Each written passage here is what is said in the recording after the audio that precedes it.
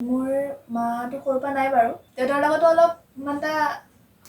মানে কথা বতৰা নহয় আৰু সকলোৱে যেতিয়া কৈ থাকে আৰু লগৰ চগৰ এটা ফিল এটা আহে কি মানে মই সৰুৰ পৰা মা মাতি একো পোৱাই নাই ন।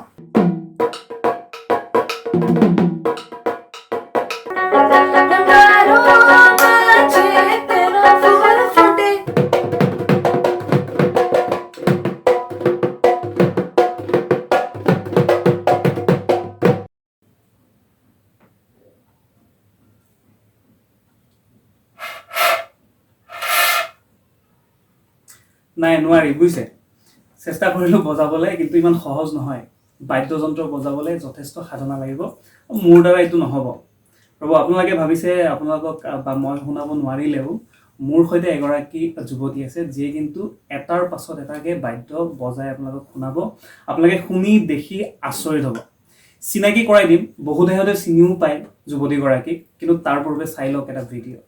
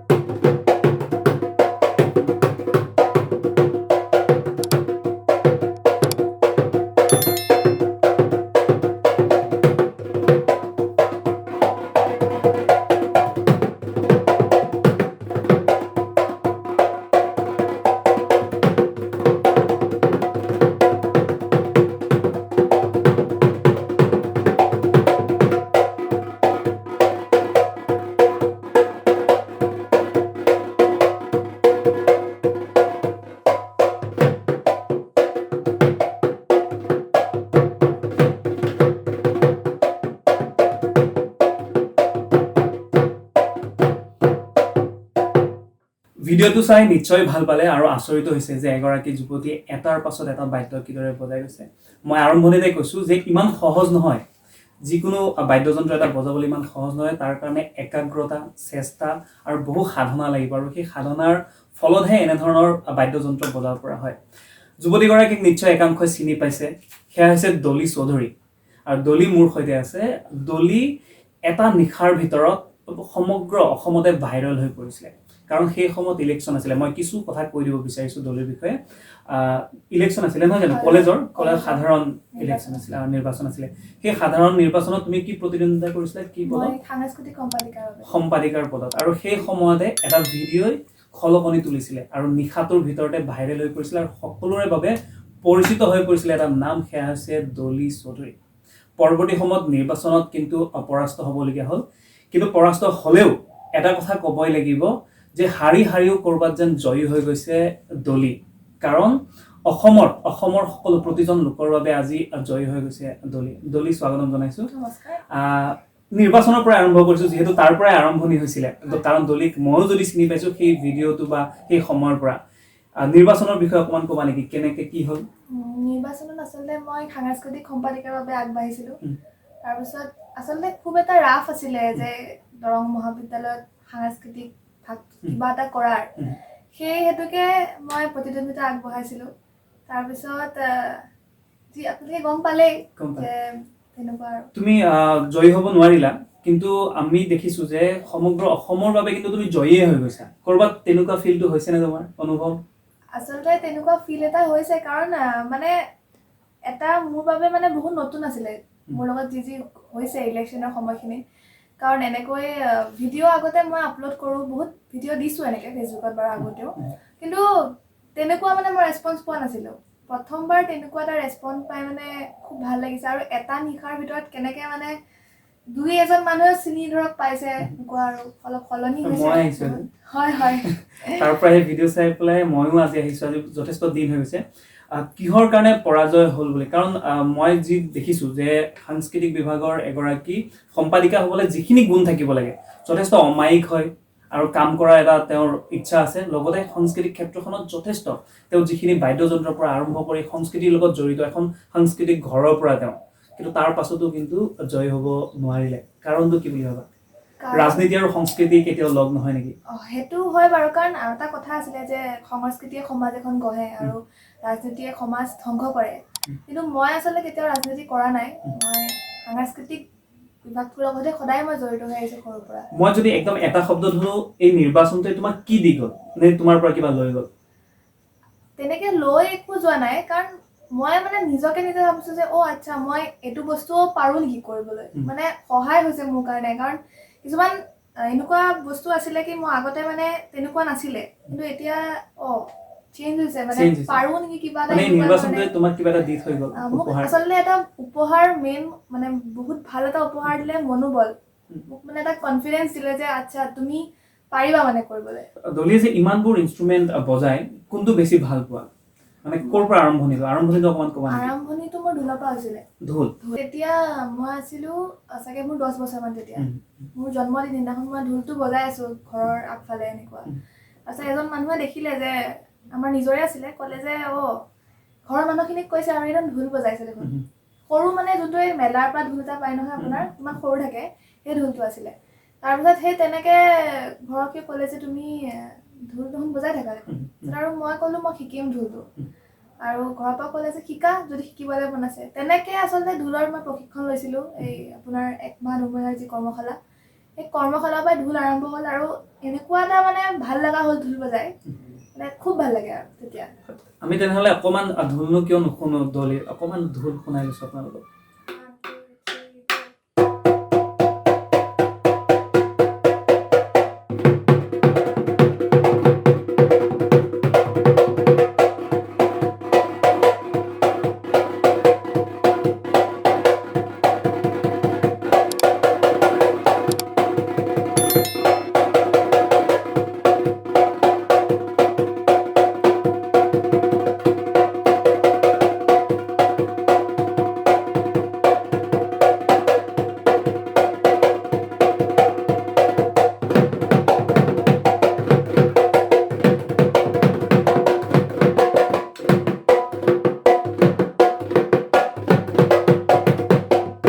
এতিয়া নাচনীৰ ঢোলৰ চাপৰত ঢুলীয়াহে নাচিব লাগিব নে কিবা খুব সুন্দৰকৈ ঢোল আমি শুনিলোঁ আপোনালোকে নিশ্চয় শুনিলে আচলতে দলিয়ে এইদৰেই সংগীতৰ মিউজিকৰ সাধনা কৰিছে কেতিয়াৰ পৰা আৰম্ভ হৈছে সেই 10 বছৰমানৰ পৰাই 10 বছৰমানৰ পৰা আৰম্ভণি তাৰপাছত ইটোৰ পাছত সেইটো ইনষ্ট্ৰুমেণ্ট তাৰপিছত 5 বছৰমান একদম ঢোলে বজালোঁ অকল ঢোল তাৰপিছত আপোনাৰ ক্লেপ বক্স আহিলে ক্লেপ বক্স আৰু লগালগ নেগেৰাৰ পিছত বাকী বাঁহী শিকিবলৈ মন গ'ল গীটাৰ আহিলে তেনেকৈ মানে কিন্তু আৰম্ভণি শিপা হৈছে ঢোল মানে ঢোলটো থকাৰ পিছত আৰু সকলোখিনি হৈ যায় মই আৰু এটা সংগীতত বাদ দিওঁ তোমাৰ নিজৰ পাৰ্চনেল কথা সুধিব যে ঘৰ কেনেকৈ ক'ৰ পৰা আৰম্ভণি তোমাৰ ঘৰত কোন কোন আছে মোৰ ঘৰত এতিয়া বৰ্তমানটো আছে পেহী বৰ্তা থাকে তাৰপিছত মোৰ মাটো সৰুৰ পৰা নাই বাৰু সৰুৰ পৰা নাই সৰুতে ঢুকাইছিলে মা যেতিয়া মই আপোনাৰ 2-3 বছৰ আছিলোঁ আৰু তোমাৰ মনত আছে নে নাই আছে মনত আছে তুমি জনা হৈছিলে তেতিয়া মই জনা হৈছিলোঁ মানে পাৰোঁ আৰু গম পাওঁ যে কি হৈছিলে তাৰপিছত মানে মোৰ অলপ কাহিনীটো অলপ বেলেগ মানে পাৰি মানে কিছুমান মানে এনেকুৱা থাকে কি মই মানে এতিয়া মানে কি হয় মই মনত নেপেলাওঁ তেনেকৈ মাৰ কথা যেতিয়া মই কওঁ কিবা কাৰোবাক মোৰ কাহিনী বা কিবা মোৰ মানে সেই দুখ ইমানটা দুখ নালাগে আৰু কাৰণ মানে মই চাগে বৰ্তমান যে কাৰোবাক পাইছোঁ যোনে মানে মাৰ যিটো মা হয় আৰু তেখেতক মানে তেখেতৰ মানে যিটো মাৰ কৰ্তব্যখিনি মোৰ মানে পেহী বৰ্তমান কৰি আছে তেখেতে আৰু দেউতা আছে কিন্তু অলপ দেউতাৰ লগতো অলপ ইমান এটা মানে কথা বতৰা নহয় আৰু মানে মই কিয় তুমি মানে আমাৰ আগত ক'ব পৰা হয় যদিহে মই মানে জোৰ নকৰোঁ হয় যদি হয় হয় শ্বেয়াৰ কৰিব পাৰা নেকি শ্বেয়াৰ মানে আচলতে মানে কিয় দূৰত্বটো দেউতাৰ লগত মানে সৰুৰ পৰা তেনেকে থাকা নহ'ল মানে আৰু মানে তেতিয়া বৰ্তা আৰু পেহীয়ে মানে যেতিয়া মাৰ তেনেকুৱা হ'ল বৰ্তা আৰু পেহীয়ে লৈ আহিলে মোক তাৰপিছত লৈ অহাৰ পিছত মানে কি হ'ল দেউতাই মানে আছেই যিহেতু পেহীহঁতে চাব তাৰপিছত আৰু একো নাই আৰু এৰি দিছে আৰু মানে পুৰা তেনেকে তাৰপিছত আৰু তেনেকে সেই টাচটো নাইকিয়া হৈ গ'ল কি এজন মানে পিতৃৰ লগত যেনেকুৱা এগৰাকী ছোৱালী থাকিব লাগে সেই টাচটো নাইকিয়া হৈ আজি মানে নাই টাচটো মানে তেনেকে এনে কেতিয়াবা দেখিলে মানে ঘৰত থাকিলেও মানে কেতিয়াবা দেখিলে এনেকুৱা হয় কি মানে মানে এনেকুৱা ধৰক পটককে একেখন ঘৰত থাকো বাৰু আমি কিন্তু সেই তেনেকুৱা মানে অন্য যিবিলাক এগৰাকী ছোৱালী থাকিব লাগে তেনেকুৱা মোৰ লগত মানে নাই আৰু মালে কেতিয়াবা মনত পৰে মনত তেনেকে নহয় কাৰণ মানে কেতিয়াবা কি হয় কি চবেই ধৰক কৈ থাকে মা এনেকুৱা আৰু মায়ে ঘৰত কেনেকুৱা কিবা কৰিব তেতিয়া মানে আচ্ছা মাও এনেকুৱা হয় নেকি আৰু মা মানে এনেকুৱা আৰু সকলোৱে যেতিয়া কৈ থাকে আৰু লগৰ চগৰ তাৰ ফিল এটা আহে কি মানে মই সৰুৰ পৰা মা মাতি একো পোৱাই নাই ন মানে কাৰোবাক ধৰক মা বুলি মাতিব লাগিব ন এইটোৱে মানে মা মাতিয়ে পোৱা নাই কাকো আচলতে সেই ভাইৰেল হোৱা ভিডিঅ'টো বা দলিক সকলোৱে দেখিছিলে এগৰাকী কালচাৰেল পদৰ বাবে যে নিৰ্বাচন সময়ত তেওঁ প্ৰতিদ্বন্দ্বিতা আগবঢ়াইছিলে তেওঁকহে জানিছিলে এইগৰাকী দলিক হয়তো আজি সকলোৱে গম পাইছে যে ভিতৰত কিমান কি সোমাই ৰাখে তথাপি দলিৰ খুব হাঁহি থকা মুখখন আপোনালোকৰ নিশ্চয় ভাল লাগে আৰু দলি আমি এইবিলাক কথা বিশেষ নাপাতো তুমি দতৰা বজোৱা আমি দতৰালৈ আহিছো দতৰা কেতিয়াৰ পৰা আৰম্ভ কৰিছিলা অকণ ক'বা নেকি দতৰা হৈ গ'ল বাৰু মোৰ 4-5 বছৰ হৈ গ'ল দতৰা এনেকে বজাই থাকো দতৰা তুমি লোকগীত গোৱা হয় এটা শুনাবা নেকি এইখিনিত পাৰা যদি আমি লোকগীত এটা আৰু লগতে দতৰা বাহিৰটো বজাব পৰা হলে মই বজাই দিলে যেনেকে নোৱাৰিলো চেষ্টা কৰিলো নহয় মই কৈছো সাধনা লাগিব এইবোৰ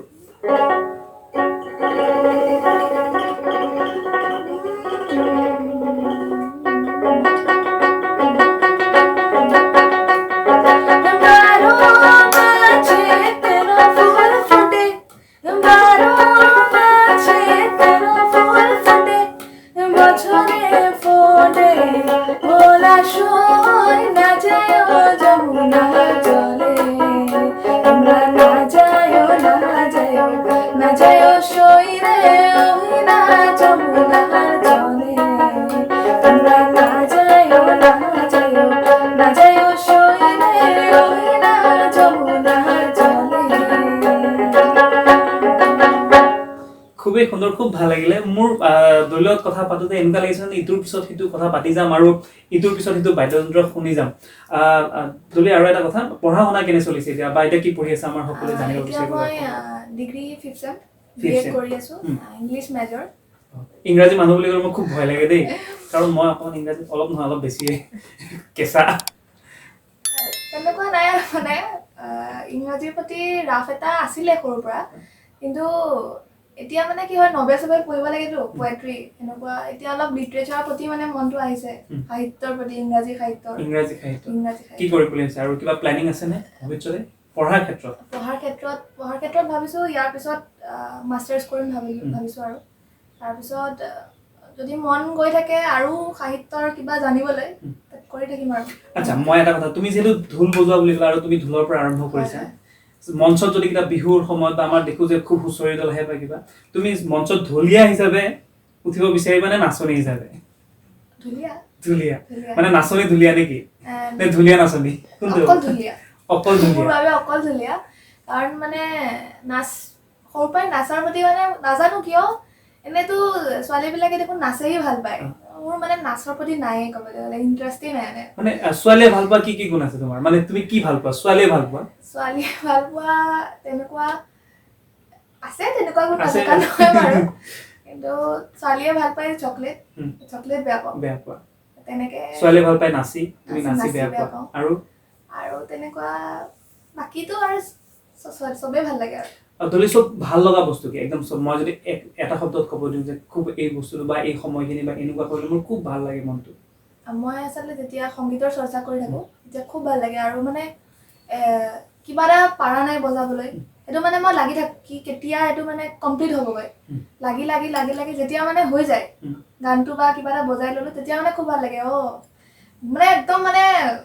অন্তৰ মানে চুই যায় যে কিবা এটা কৰিছোঁ আৰু তুমি এই মুহূৰ্তত যদি মই কিবা এটা বজাই শুনাব দিওঁ কি কোনটো ইনষ্ট্ৰুমেণ্ট ল'ব বিচাৰিবা ইয়াতে অকেলেলি আছে আৰু এইখন কি বুলি কয় এখন মেলডিকা বুলি কয় আৰু কোনটো বজাই শুনাব বিচাৰিবা মই এতিয়া বৰ্তমান যদি কিবা এটা নি বজাই সুৰ এটা কিবা যদি বজাই দিব এইখন মানে বজাই দিম ঠিক আছে মেলডিকা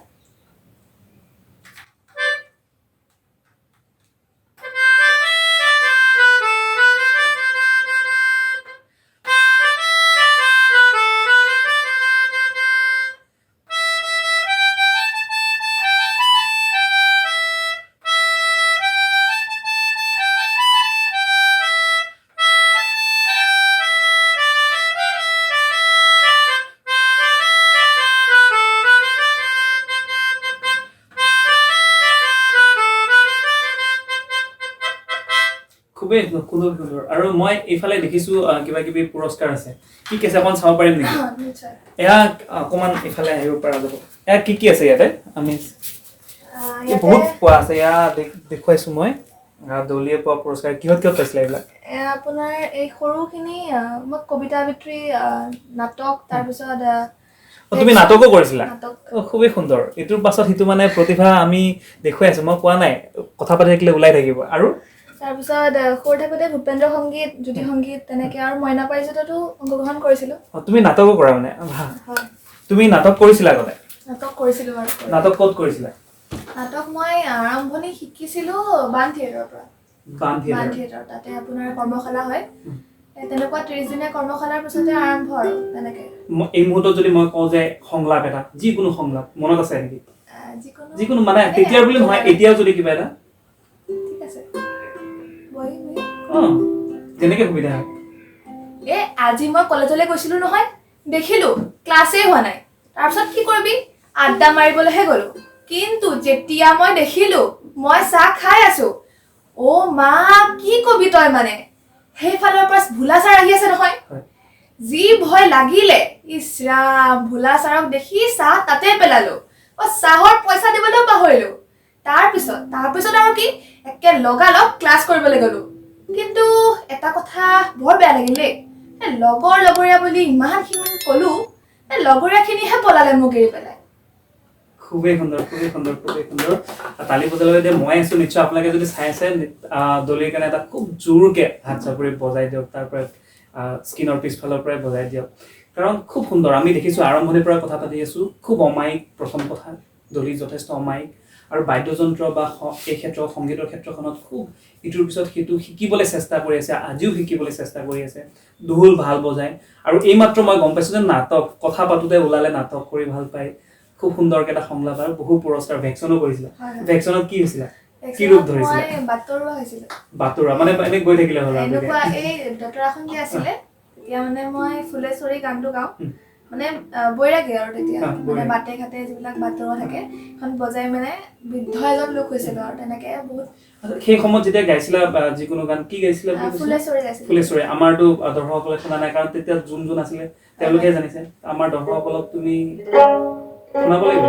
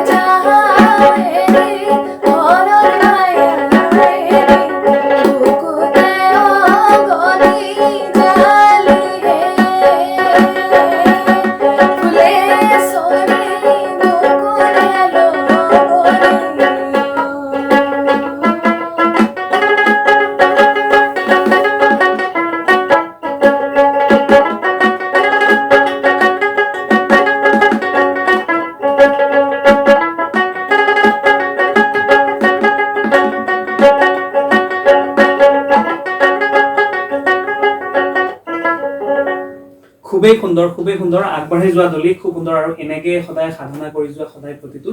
ধন্যবাদ থাকিলে তোমাক এইখিনি সময় আমাক দিয়াৰ বাবে আৰু বিদায় লৈছো দলিৰ এই যাত্ৰা অব্যাহত থাকক আৰু আগুৱাই যাওক যুগে যুগে তেওঁৰ সাধনা অব্যাহত থাকক তাৰে কামনা কৰিছো আৰু বিদায় লৈছো মই ভাস্কৰ জ্যোতি ধন্যবাদ